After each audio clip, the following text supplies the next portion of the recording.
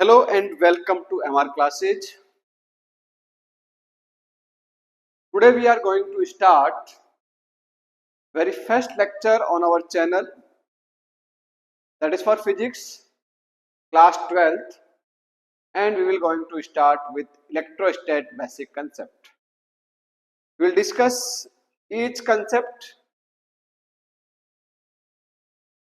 which is related to your 12th board examination, as well as this is very important for competitive point of view.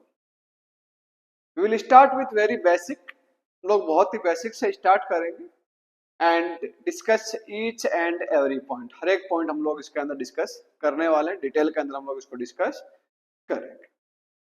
तो आज से जुड़ जाइए आप सभी लोग डेली लेक्चर के लिए, डेली क्लासेस के लिए। हम लोग डेली एक या दो लेक्चर हम देने की कोशिश करेंगे and you will gate each point with clarification.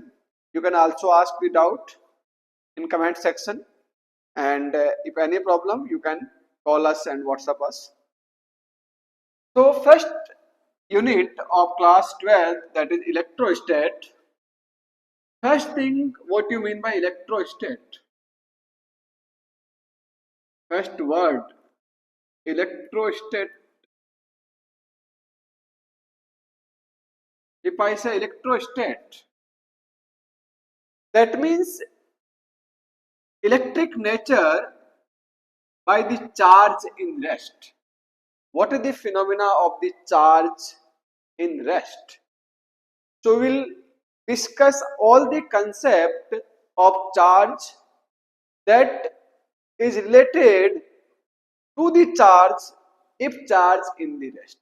क्या डिस्कस करेंगे इसके अंदर हम लोग ये डिस्कस करेंगे कि चार्ज रेस्ट में जब है, चार्ज रेस्ट में होगा तो उससे कौन कौन सा फिनोमिनाज होता है, उसका कौन कौन सा इफेक्ट है, दैट वी विल डिस्कस।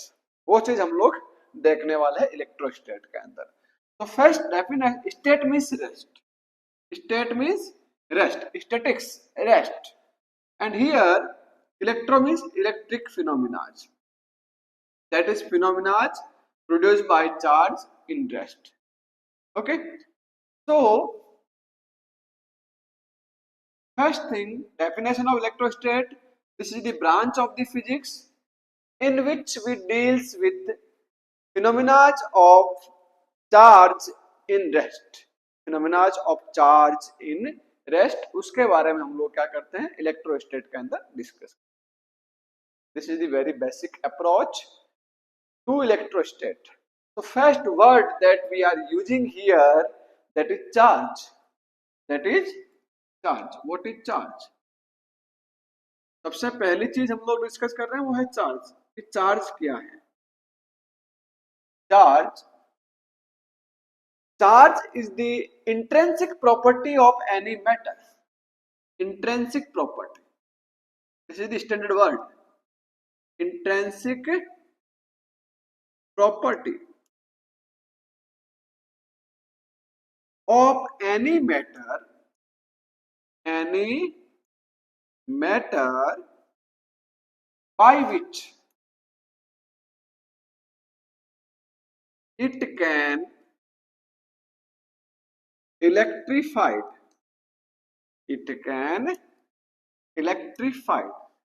कि किसी भी मैटर की एक इंट्रिंसिक मींस इंटरनल बोल सकते हैं हम लोग, उसकी बेसिक प्रॉपर्टी है जिसके कारण वो बॉडी जो है उसको इलेक्ट्रीफाई किया जा सकता है, मींस उसके अंदर इलेक्ट्रिक फील्ड का इफेक्ट शो किया जा सकता है, इलेक्ट्रिक चार्ज का इफेक्ट शो किया जा सकता है, that is the charge. Without charge electric nature can't discuss.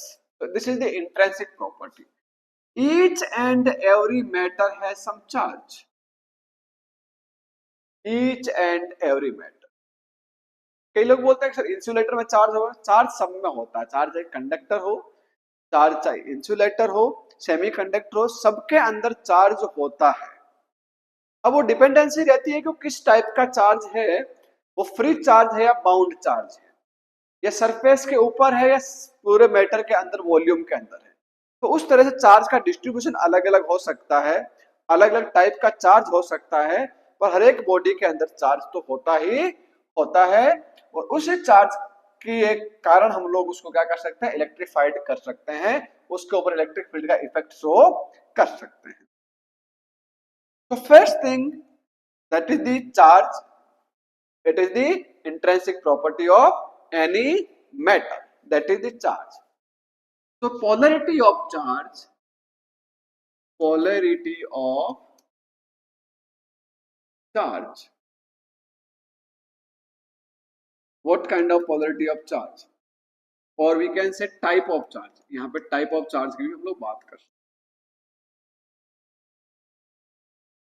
हैं। type of charge, polarity of charge और type of charge, इसके अंदर अगर बात करें तो charge are of two types,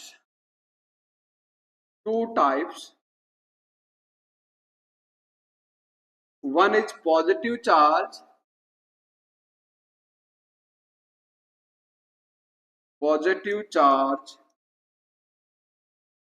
and second one is negative charge, positive charge and second one is negative charge. Positive charge means अब किसी भी बॉडी में चार्ज प्रोड्यूस कैसे होता है, कोई भी एटम है, कोई भी एटम हमने पढ़ा है, तो एटम के अंदर इलेक्ट्रॉन्स होते हैं और प्रोटॉन्स होते हैं। प्रोटॉन जो होता है वो न्यूक्लियस बाउंड होते हैं, वो तो बाहर आ नहीं सकते। तो अगर बॉडी के ऊपर चार्ज इफेक्ट करना तो हमें इलेक्ट्रॉन के साथ कुछ कंसेप्ट करना पड़ेगा, मींस इलेक्ट्रॉन या तो ज्यादा होंगे बॉडी के अंदर या इलेक्ट्रॉन कम। अगर बॉडी के ऊपर इलेक्ट्रॉन और प्रोटॉन सेम है, देन उस टाइम पे that body is known as electrically neutral, उसको हम लोग बोलते हैं इलेक्ट्रिकली न्यूट्रल। उसके ऊपर नेट चार्ज जीरो है, चार्ज जीरो नहीं होता, नेट चार्ज जीरो मींस जितना पॉजिटिव चार्ज है उतना का उतना नेगेटिव चार्ज है, that's why we call it electrically neutral.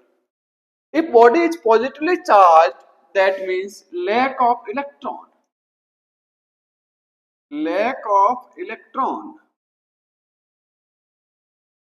and if body is negatively charged that is excess of electron,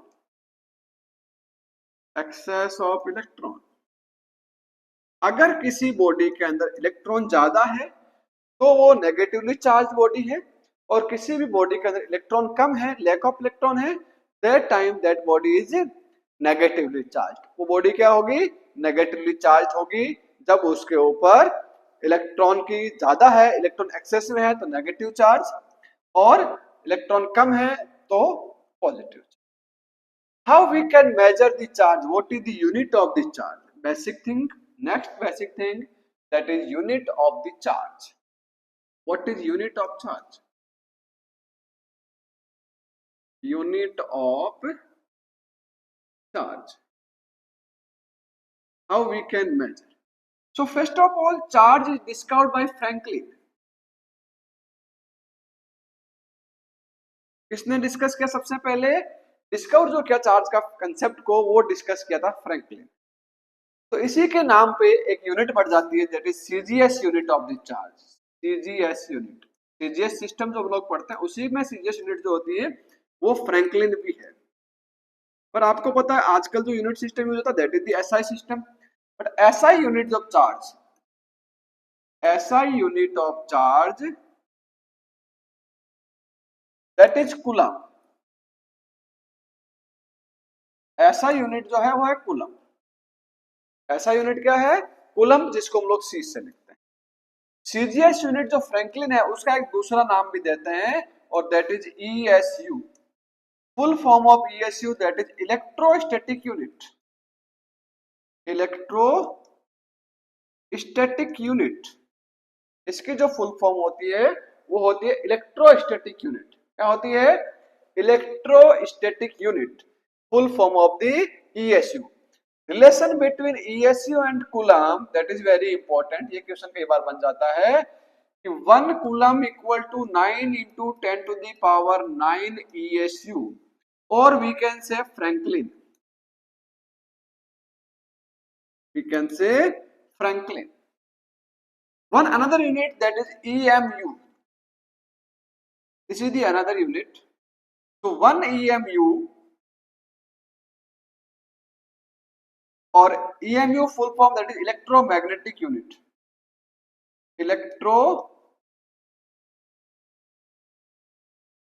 magnetic unit and 1 EMU. It is also known as Ebb Coulomb. It is also known as Ebb Coulomb. Okay, so 1 EMU equal to 10 Coulomb. Or we can say 1 EMU equal to 1 Ebb Coulomb, ABC. 1 Ebb Coulomb, 1 EMU. These are the unit of the charge. One another unit of the charge, that is Farad. One another unit, that is Farad. 1 Farad equal to 96500 Coulomb. 1 Farad equal to 96500 Coulomb. That is the important thing. So we discuss some unit of the charge. First of all, who discovered the charge? First of all, charge discovered by the Franklin scientist name, and according to their name, unit CGS unit, that is Franklin. It is also known as ESU, electrostatic unit. ऐसा unit, standard measurement of the charge, that is in Coulomb. That is in Coulomb. 1 Coulomb equal to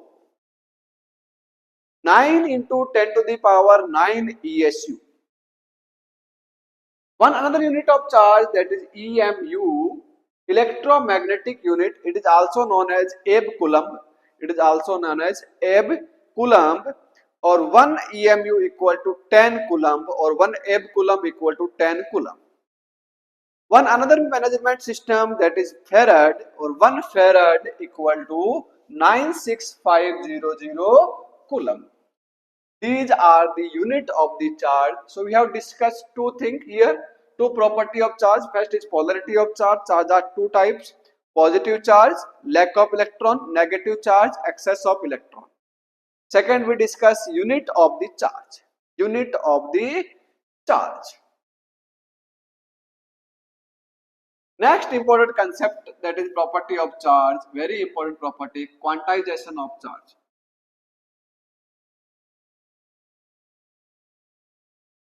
Quantization of charge. What do you mean by quantization of charge? So quantization means quanta. Here very important word, that is quanta. You know what is the meaning of quanta? Quanta means packet. Quanta means packets. So packet of charge. What is packet of charge? Packet of charge क्या है? जैसे हम लोग बात करते हैं energy का packet, that is photon. Energy का पैकेट क्या होता है? फोटोन. किसी भी आपको लगेज को पैक करना, कुछ तो पैकेट चाहिए आपको. तो किसी बॉडी को चार्ज करना, उसके लिए पैकेट चाहिए. तो उसका जो पैकेट होता है, one quanta charge, one packet of the charge, that is one electron. One electron, that is one quanta. One quanta और वन पैकेट ऑफ चार्ज, ये हम लोग बोल सकते हैं. अब यहां पे ध्यान दीजिएगा कि इसी के बेस पे ये प्रॉपर्टी बनती है quantization of the charge. According to this property, net charge of any system और system of particles is always integer multiple of charge of one electron. किसी भी सिस्टम का चार्ज या किसी भी सिस्टम ऑफ पार्टिकल्स का चार्ज जो होगा, वो इलेक्ट्रॉन के चार्ज का इंटीजर मल्टीपल होगा. क्या होगा? इलेक्ट्रॉन के चार्ज का इंटीजर मल्टीपल होगा. That is written as Q equal to N into E. Q equal to N into E. Here N is integer, that again 1 2 3 4 5 dash dash dash ऐसे जा सकता है आगे. And E, that is electron, one electron charge 1.6 into 10 to the power minus 19 coulomb. That is the value of E. And Q, that is the charge of system. Charge of system or body. System or body, उसको हम लोग बोलते हैं Q. क्या बोलते हैं? Q. तो quantization of charge means, according to quantization property, net charge of any system or any body. net charge of any system or any body is integer multiple of charge of one electron. Integer multiple of charge of one electron. So now very important thing, we will discuss one question. How many electrons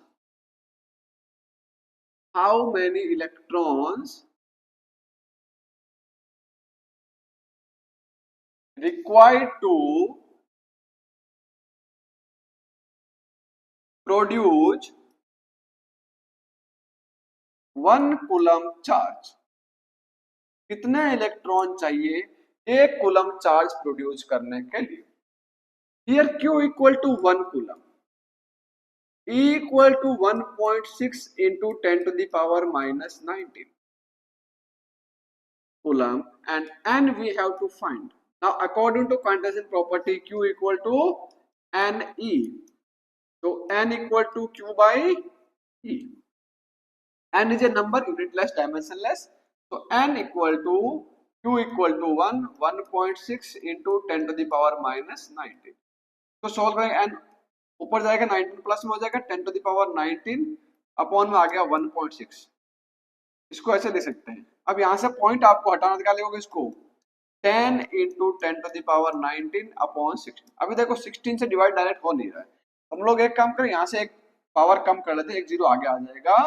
तो n equal to हो जाएगा 100 into 10 to the power 18 upon 16. जब divide करोगे you will get n equal to 6.25 into 10 to the power 18. This is the number of electron in 1 coulomb charge. अगर आपको 1 coulomb charge produce करना है तो उसके लिए कितने इलेक्ट्रॉन ट्रांसफर करने पड़ेंगे? 6.25 into 10 to the power 18 electron आपको ट्रांसफर करने पड़ेंगे एक सिस्टम से दूसरे system. This is the fundamental thing. Next property of charge, that is additive nature of charge. Additive nature of charge. Additive nature of charge. According to this property, total charge of any system or system of particle can be algebraically added. अगर किसी भी system of particles है उसके अंदर अलग अलग charge है, उसको पूरा एक सिस्टम कंसिडर किया जाए तो हम लोग उनको अलग अलग चार्ज को algebraically क्या कर सकते हैं, ऐड कर सकते हैं. जैसे ऐसा एक सिस्टम था इसके अंदर चार्ज Q1 है प्लस का, इधर Q2 यहाँ पे है, Q3 यहाँ पे है, इस तरह से Qn चार्ज. तो net charge of this system Q equal to Q1 plus Q2 dash dash dash Qn. हम लोग कर सबको एल्जेब्रिकली क्या करना, आपको सिंपल ऐड करना है और इसको आप लोग ऐसे देखते हो sigma Q I equal to 1 to. This is the algebraic addition of the charge. इसको ऐड करने में आपको कोई वेक्टर एडिशन नहीं चाहिए, सिंपल आप एल्जेब्रिकली चार्ज को क्या कर सकते हैं, ऐड कर सकते हैं किसी भी सिस्टम का टोटल चार्ज निकालने के लिए. This is the additive nature of the charge. We have discussed quantization of the charge, additive nature of the charge. Next very important property, that is invariance of charge.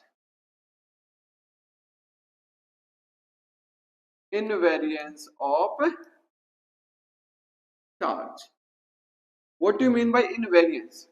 Variance का मतलब होता है change होना, invariance का मतलब change नहीं होना. That means charge of any system, charge of any system और body is always remain same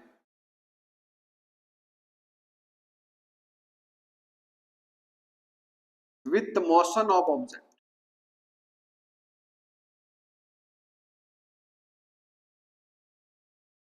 object के मोशन के साथ चार्ज के अंदर कोई फर्क नहीं पड़ता है. चार्ज जितना है उतना का उतना ही रहेगा, चाहे ऑब्जेक्ट 5 किलोमीटर की पर सेकंड की स्पीड से मूव कर रहा है या रेस्ट में है, चाहे 1000 किलोमीटर पर सेकंड की स्पीड से मूव कर रहा है, चार्ज में कोई फर्क नहीं पड़ेगा, चार्ज की वैल्यू वो की वो रहेगी। That property is known as invariance of charge. This property is very important because this property is different from the mass. We know mass vary with the speed m naught, that is rest mass, 1 minus v square upon c square. This is the principle of relativity. So according to relativity principle, mass of object is increased with increasing the speed, but charge will remain same. Next thing, next important property, that is conservation of charge. Conservation of charge.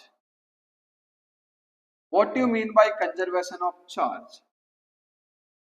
According to this property, charge neither be created nor be destroyed. Charge को नहीं तो आप create कर सकते हो, नहीं charge को आप डिस्ट्रॉय कर सकते हो. We can only transfer charge from one system to another system. हम लोग केवल और केवल एक सिस्टम से दूसरे सिस्टम में चार्ज ट्रांसफर कर सकते हैं. हम चार्ज क्रिएट नहीं कर सकते हैं, हम चार्ज को डिस्ट्रॉय भी नहीं कर सकते हैं. This is the conservation of the charge. According to this property, charge neither be created nor be destroyed. It can only transfer from one body to another body. This is the very basic properties of charge. First property, we have discussed polarity of charge, two kind of polarity. Then we have discussed unit of the charge, measurement of the charge. Then we have discussed quantization of the charge, additive nature of charge, invariance of charge, and conservation of the charge. Next important things that we will discuss here, if any body has charge, it means it also has mass. अगर किसी भी body के अंदर charge है तो ये confirm है कि उस बॉडी में कुछ न कुछ मास होगा. But if a body has mass, it is not necessary to have a charge. That body may be electrically neutral. अब बोलोगे सर चार्ज, हाँ चार्ज है, जितना इलेक्ट्रॉन है उतना ही प्रोटॉन होगा, पर वो इलेक्ट्रिकली वो बॉडी क्या होगी आपकी, न्यूट्रल होगी. इलेक्ट्रिकली बॉडी क्या होगी, न्यूट्रल होगी. किस केस के अंदर, जब आपका बॉडी में मास है, नंबर ऑफ इलेक्ट्रॉन और प्रोटॉन्स है. अगर किसी बॉडी में चार्ज है तो उसमें मास होना कंपलसरी है. नाउ अब यहां पे एक कंसेप्ट आता है कि is mass vary by charging. Is mass varies by charging. क्या मास वेरी करता है चार्जिंग के कारण? तो आप आंसर दोगे यस, मास वेरी करता है चार्जिंग करने. कैसे वेरी करता है? अगर अपन पॉजिटिवली चार्ज बॉडी को करते हैं, कौन सा चार्ज करते हैं, पॉजिटिवली चार्ज करते हैं. अगर बॉडी को पॉजिटिवली चार्ज करेंगे तो उसके अंदर हम लोग इलेक्ट्रॉन को आउट करेंगे, लैक ऑफ इलेक्ट्रॉन होगा. लैक ऑफ इलेक्ट्रॉन का मास तो होता ही होता है. That means mass reduce. Mass, अगर बॉडी को पॉजिटिवली चार्ज करेंगे तो मास रिड्यूस होगा. नेगेटिवली चार्ज करेंगे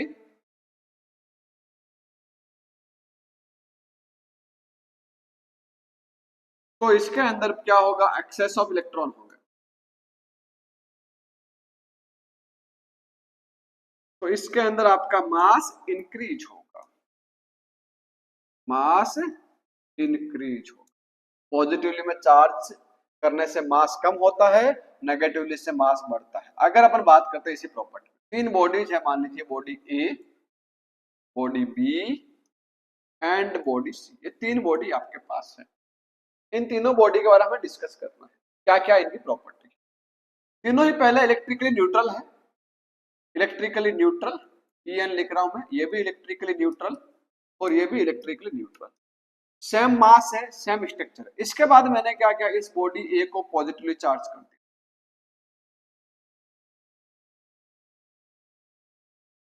ठीक है, मेथड ऑफ चार्जिंग आगे पढ़ेंगे हम लोग. बॉडी बी वैसी की वैसी है, पहले जैसे थी बॉडी सी वैसे की वैसे नहीं है, उसके अंदर नेगेटिवली चार्ज। अब क्या हुआ, ये जो थी इलेक्ट्रिकली न्यूट्रल थी, पहले तीनों का मास भी सेम था, Ma, Mb और Mc, शुरुआत में तीनों सेम है। जैसे ही चार्ज करेंगे तो मास फर्क पड़ेगा, तो यहाँ मास मान लीजिए m डैश a है, m डैश b है और m डैश c। तो अब क्या रिलेशन होगा, ये न्यूट्रल बॉडी है, ये नेगेटिव चार्ज, तो इसका मास बढ़ा, इसका मतलब सबसे हाईएस्ट मास जो होगा वो किसका होगा, c का होगा। तो m dash c is maximum, then m dash b, क्योंकि एज इट इज है और इसका मास कम हो गया पॉजिटिव चार्ज, तो लेस सबसे कम कौन सा आएगा, m डैश a आएगा। तो जैसे ही पॉजिटिवली चार्ज करेंगे मास रिड्यूस होगा, नेगेटिवली चार्ज करेंगे मास इंक्रीज होगा। That is the basic property of charge. So in today's lecture we have discussed the basic properties of charge and definition of electrostate. In next lecture we will discuss method of charging, distribution of charge, that we will discuss in next lecture.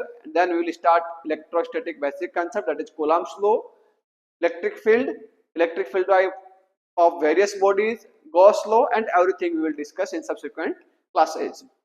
So thank you everyone for joining. If you like our videos, share with your friends, subscribe our channel to get daily notification. You will get lot of things on this channel from today onwards. We will discuss lot of sample papers also in next subsequent classes. We will give content of the other subject like maths and chemistry also in very soon as well as possible. So thank you everyone guys for joining us. If you have any kind of query, you can contact us at 800-581-6663. We are available 24 hours for you. You can ask anything. We will provide lot of worksheet on the YouTube also. In the description, we will give you a link for the Google Drive. You will get chapter-wise notes. You will get chapter-wise question bank, solutions, and lot of sample paper as well. So thank you everyone guys. Thank you so much. See you next class.